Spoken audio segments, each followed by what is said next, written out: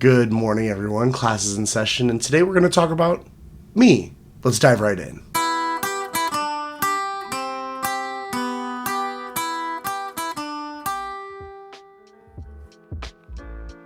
A few weeks ago, I was interviewed by Marketplace on American Public Media. They did a really nice job telling my story, but I figured I should fill in some of the details that didn't make it to radio. Here's my story of how I made it to the school that I am at today. To summarize my interview, we moved to the city that we currently live in after living between our two school districts for 4 years. My commute went from 30 minutes to an hour, while my wife's commute went from 40 minutes down to 10.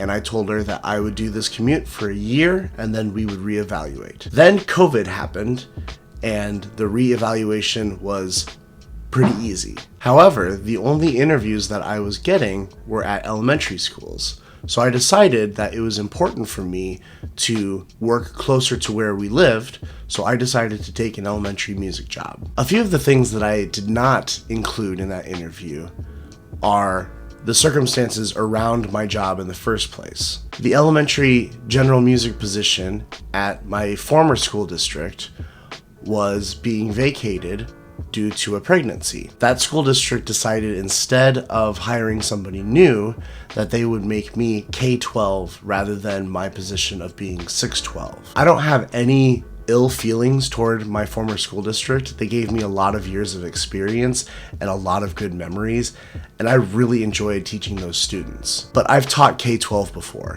and I didn't want to do it again, especially since that would have been the largest school district in my state to have a K-12 general and vocal music position. However, due to the pandemic, I didn't know what my job situation would be like in the fall of 2020, so I did sign my contract. Despite having done that though, I still did my interviews. I interviewed for 2 middle school positions and 3 elementary general music positions. My first interview was at a middle school in the district that I currently teach in. I think the biggest reason that I did not get that job was probably because I epically failed the general music portion of it, because it was going to be middle school choir and general music. And although I had taught general music in middle school at my previous position, it was designed so that it was a 9-week class. We did a lot of bucket drumming, and I don't think that's what they were looking for, which is a bummer because I love bucket drumming. The second middle school was a suburban middle school. I almost feel like I was in the interview pool specifically because I was in grad school and they were looking for well-qualified candidates, but I really did kind of feel like a fish out of water. I've never been super comfortable in the suburban setting. Some teachers can pull it off really well. I just can't. And then I had three general music interviews. The first one, again, was another suburban school, and that one went fine. Obviously, I didn't get the job, but it went fine. The second one actually was kind of a weird experience because I was sick all that night before the interview. I wasn't able to sleep. I had huge stomach pains. I didn't get to bed until maybe 5 in the morning, and my interview was at 10. And so I woke up at like 9:30, put on nice clothes, got on Zoom, did the interview, tried to be as energetic as possible, and then the interview got done, and then I went back to sleep. And I remember getting a phone call from my wife, and I told her, I can't talk right now. I am this close to going back to sleep. I probably didn't get that job because I was not myself that day. But my final interview, obviously, the rest is history. It was at the school that I'm currently at. The administrator and I got along really well during the interview. The instructional coach was there. The art teacher was there, and it was pretty apparent that she and I were going to get along just fine. And it's true to this day because she is probably my closest colleague at our building. They actually called me while I was on my summer job delivering food, the principal called me and said, well, our last person actually canceled their interview, which is great because we wanted to hire you anyway. So what do you think? And I said, let's do it. Like I said, I was still under contract, but it didn't matter. I was ready to go. Even though I had signed my contract, my administration was very gracious, understanding my situation, knowing that I wanted to work closer to where we lived. In my state, specifically in that school district, you are allowed to get released from your contract as long as a suitable replacement is found for you. And I was more than happy to help find a replacement for me since I knew a lot of music teachers in my state. Now, teaching during a pandemic is a whole other video, but I will say that the transition from going from a rural school district to an urban school district and how they both handled the pandemic were very, very different. My current school district, for example, was one of very few in our area that started virtually, despite pushback from our state government.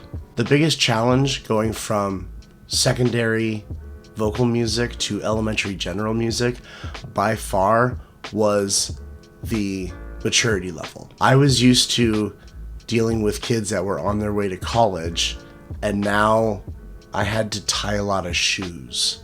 I wasn't ready for that. One thing that I know that I was not super great at when I taught secondary was getting to that last 20% of a really good ensemble.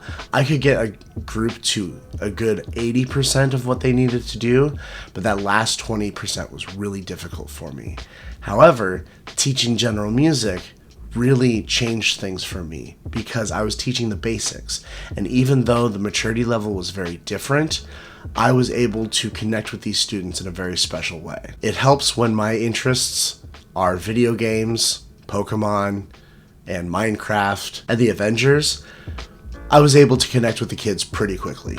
If there's one thing that I missed the most about teaching secondary vocal music, it would be the making music part. I really enjoyed being able to see that point A to point B and all of the growth in between. Also, being an unofficial advisor to middle school and high school students to figure out what they want to do with the rest of their lives was pretty awesome. Apparently, some of my former students built a shrine in the choir room in my honor.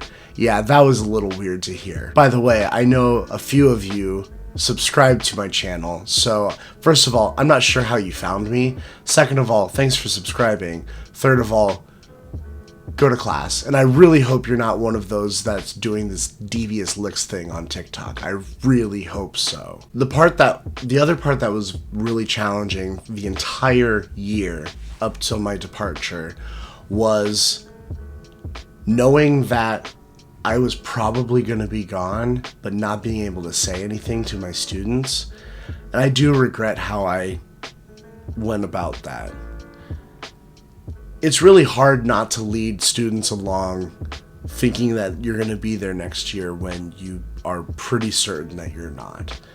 And if there's one thing that I could tell them, it's that. The one thing that is really nice about not teaching secondary is that I have my nights and my weekends back. We had a jazz choir that was very competitive, so we had a few competitions throughout the winter. We also did a musical every other year, which means that my evenings were taken up in the fall, my weekends were taken up in the winter.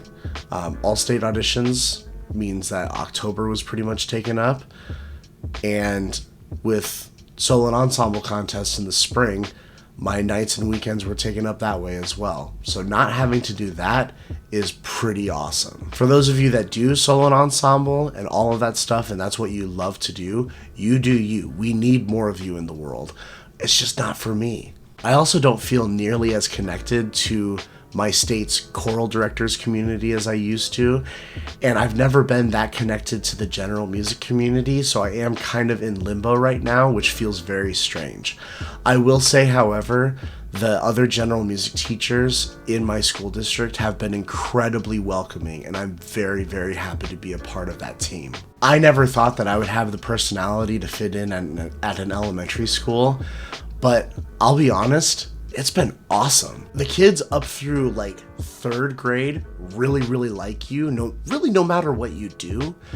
4th graders can be kind of moody, but as long as you're on their side, they'll do anything for you. It's the 5th graders that can be the most challenging. Half of what you do is way too immature for them, and the other half is way too difficult for them. So it's really hard to kind of thread the needle. However, I am still trying to figure out kindergarten. So if you're a music teacher and you have kindergarten figured out, go ahead and put some well wishes or something in the comments below, because I could definitely use them. If you are one of those people where you're looking for a different position, maybe you do teach middle school and high school and you want to go down to elementary, maybe you teach high school band and you want to teach elementary band or something like that. You're just looking for a different set of scenery. There's not a lot of advice that I can give you because I probably went at it at a very different way. Mine was in the middle of a pandemic and nobody knew what was going on. But I would say though, don't be afraid to let them know how much you don't know and how much you're willing to learn. I've got blogs that I read. I've got websites that I get stuff from.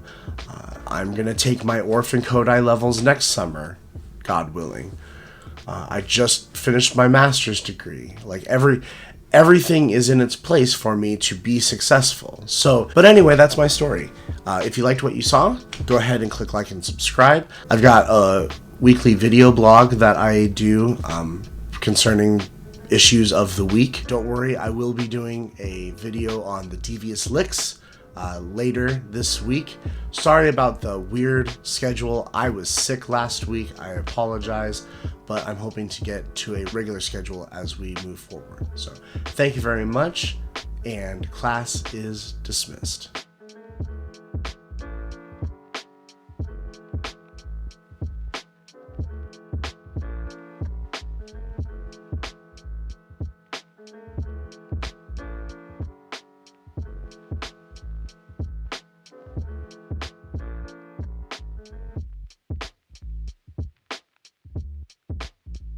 A few weeks ago, I was interviewed by American Public Media's Marketplace.